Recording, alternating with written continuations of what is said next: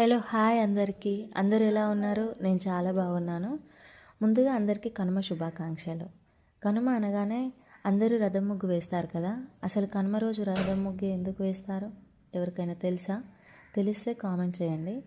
నాకు తెలిసింది నేను చెప్తాను. మకర సంక్రాంతి రోజు సూర్యుడు మకర రాశిలోకి ఎంటర్ అవుతూ ఉత్తరాయణంలో ప్రయాణిస్తారు. సో సూర్యభగవానికి వెల్కమ్ చెప్తూ ఆ సూర్యభగవాన్ని వాహనమైన రథంని ముగ్గుగా వేస్తాం.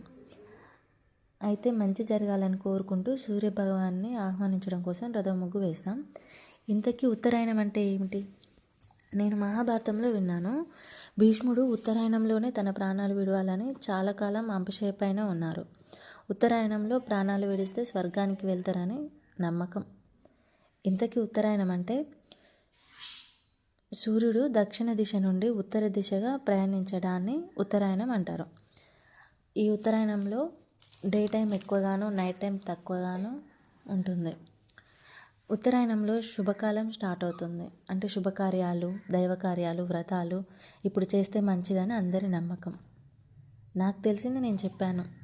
ఇంకా ఇందులో ఏదైనా తప్పు ఉంటే కామెంట్ చేయండి. ఓకేనా? ఉంటాను మరి. Bye bye.